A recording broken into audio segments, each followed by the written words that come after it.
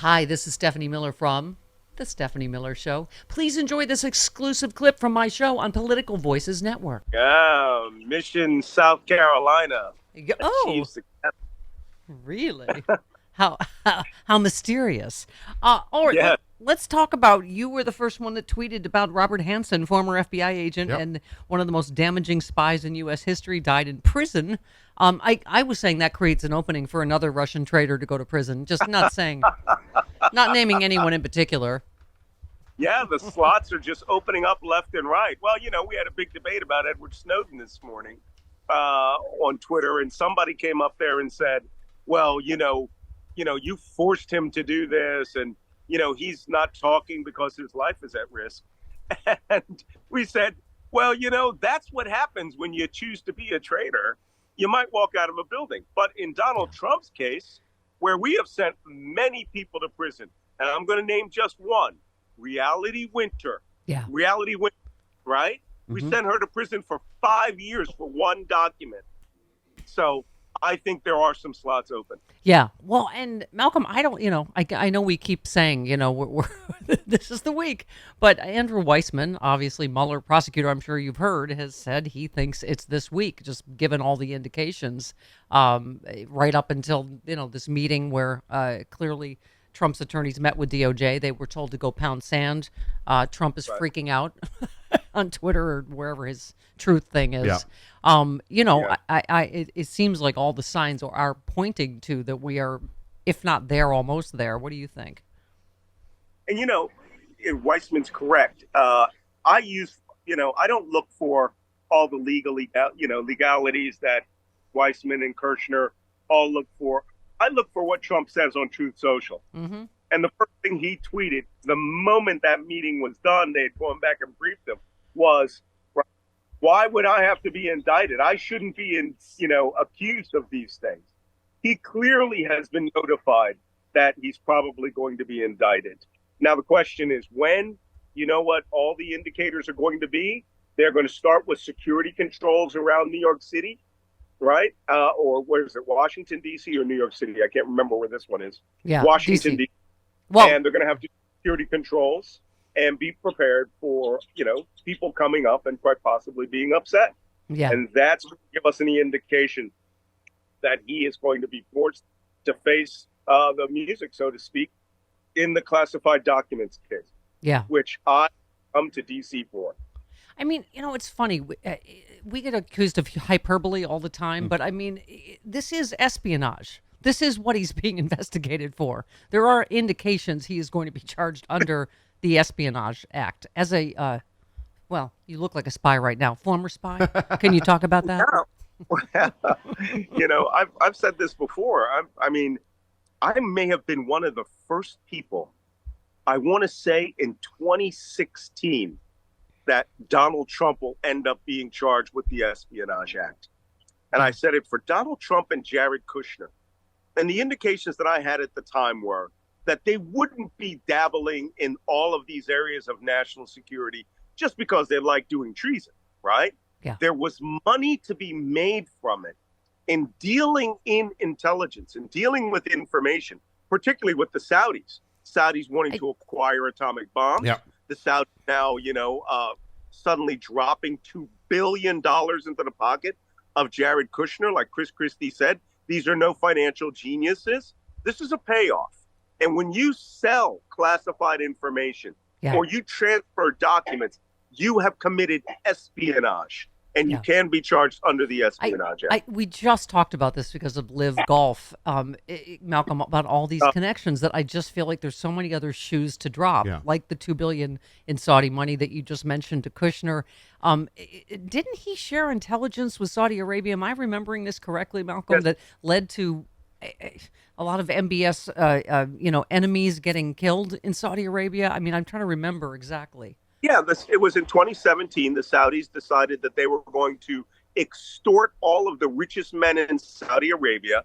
And apparently Jared Kushner went there with raw intelligence from the Treasury or some other collection entity that showed these people's assets. The Saudis arrested hundreds of people, put them away in hotels, even though they were fine 5-star hotels. They were in jail. Two of them, I believe, died while they were there in captivity, and they were to cough up over $1 billion. So this information, and it was Prince Mohammed bin Salman himself, or not Mohammed bin Salman, Prince Salman himself, Mohammed bin Salman, who said Jared Kushner gave him the intelligence and that he has Jared Kushner in his pocket. Yeah. What? And talk to us about this document that he apparently had at Bedminster, talking about plans for an attack on Iran. Yeah. Okay. This is where we get into these funny areas, because I've seen documents like this. I've seen war planning documents. I've seen actual contingency plans, execution orders, things like that. If the president of the United States says, hey, we want to consider doing an attack on Iran, and the chairman of the Joint Chiefs brings that document to you, there's a couple of things you need to know. First off, those are highly controlled documents. And this is where I think Kash Patel is going to get into a lot of trouble, because he was the guy who I think was the go-to, who was going to the SCIF, the Classified Information Facility, and signing these documents out and bringing them to the president.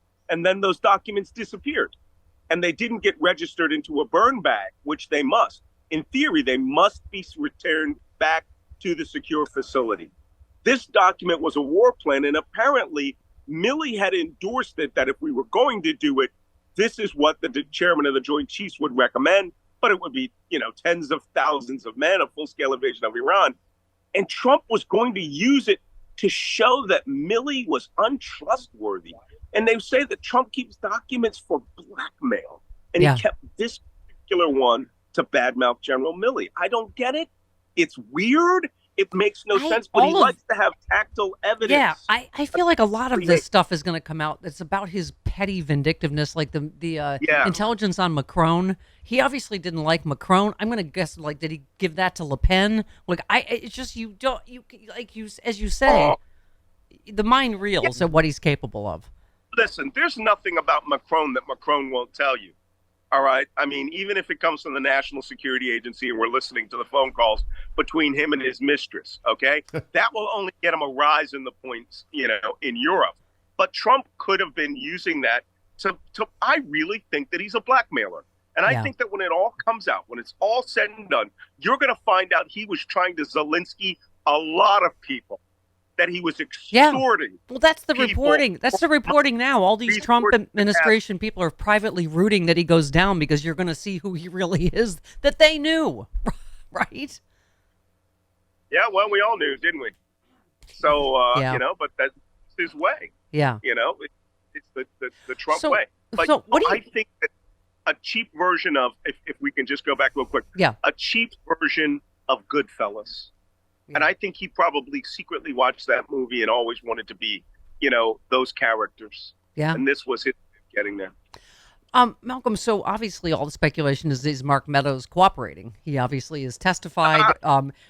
I mean, the fact that I keep saying this, it's still, as much as I marinate in it, that the fact that, we could be talking about sedition charges for January 6th and espionage charges for classified documents, and he could be testifying about both. It, again, makes the mind reel. But what do you think? Unless he's taken the fifth, what do you think? I think Mark Meadows is a full-scale cooperator with the government right now. Mm-hmm. It's pretty clear. Everything that I've read shows that he flipped. And if he's flipped, well, that's going to make things difficult. You're talking about the chief of staff of the president of the United States.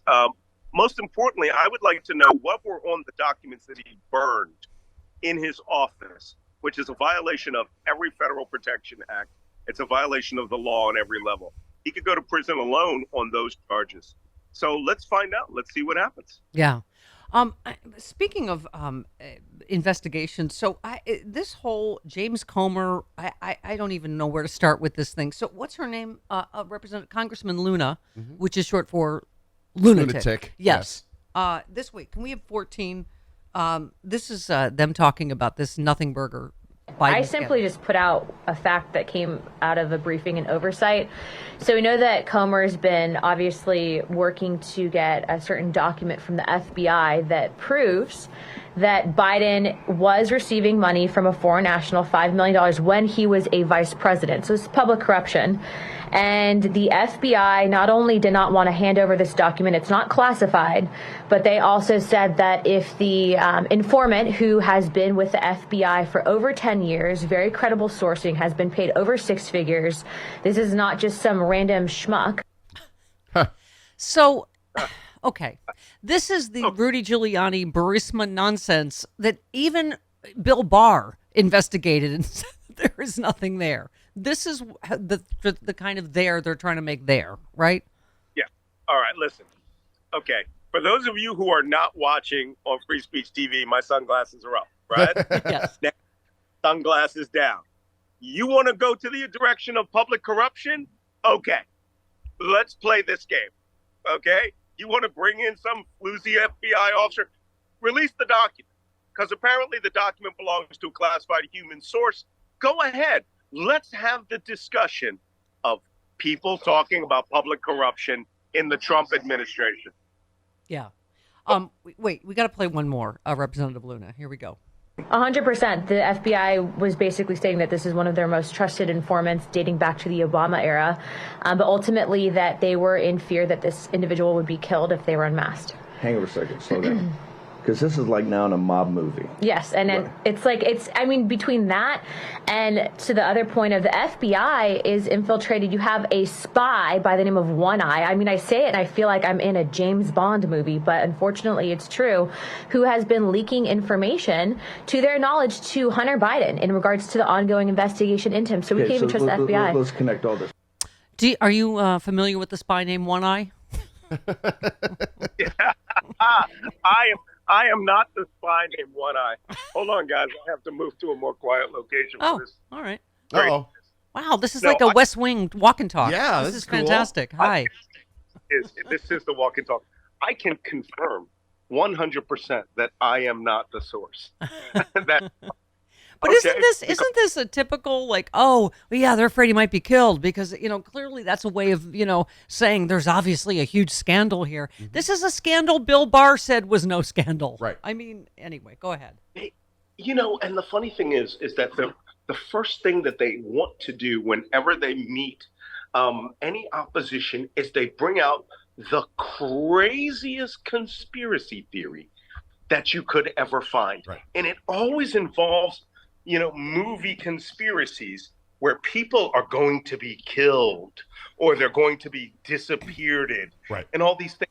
And these nuts believe it. Yeah. They all buy into this. Listen, here's what that source said that they're supposedly backing up. The source heard from another source. So if I have a credible officer and he hears something and he knows it's nuts, that doesn't mean that he actually believes it himself. He just has to answer the question. I say, let's go. Let's do the full public corruption discussion. Yeah. And then we're going to go all the way back to Jared Kushner, Ivanka, Jr., everybody else. Yeah. Here's my favorite part of this story. Comer said Monday he'll begin the process of holding FBI Director Christopher Wray in contempt of Congress, despite viewing and being briefed by Bureau officials on the subpoenaed document that alleges Biden's involvement in the scheme. So he's already seen the document he's demanding and going to hold Wray in contempt for. Wait. Yeah.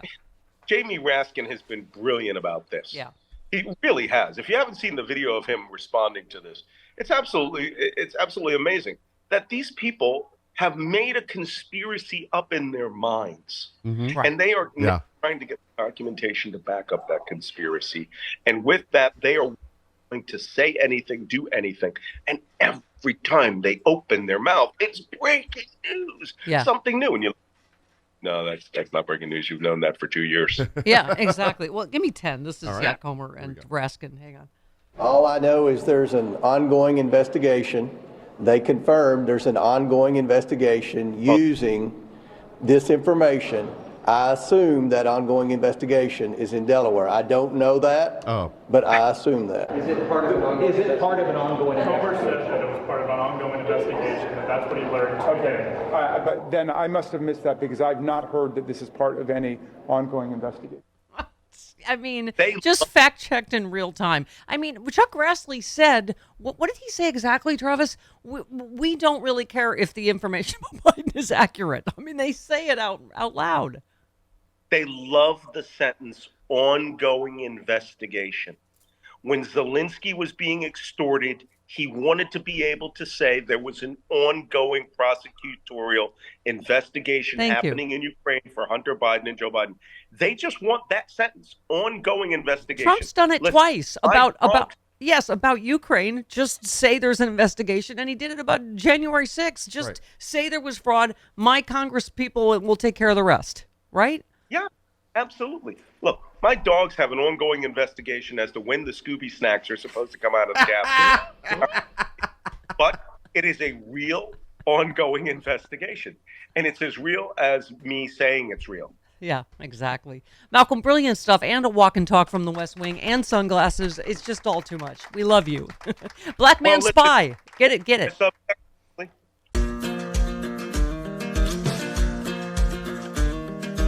Republicans say they won't cut Social Security, Medicare, or Medicaid. But can honest, hard-working middle-class Americans really believe what these politicians say? Republicans said they wouldn't overturn Roe v. Wade. Here's what Supreme Court Justices Gorsuch, Kavanaugh, and Coney Barrett said during their Senate confirmation hearings. Roe v. Wade, it is a precedent of the United States Supreme Court. A good judge will consider it as precedent of the United States Supreme Court. Roe v. Wade. It's settled as a precedent of the Supreme Court. Roe is not a super precedent, but that doesn't mean that Roe should be overruled. Well, we saw how that turned out. They played us for fools. Tell your elected officials to keep their hands off of our Social Security and health care benefits. Fool me once. Let Majority Rule was responsible for this message. LetMajorityRule.org is a project of the Marvin Lucas Super PAC, which is responsible for and paid for this ad and is not affiliated with or authorized by any political campaign or candidate or candidates committee.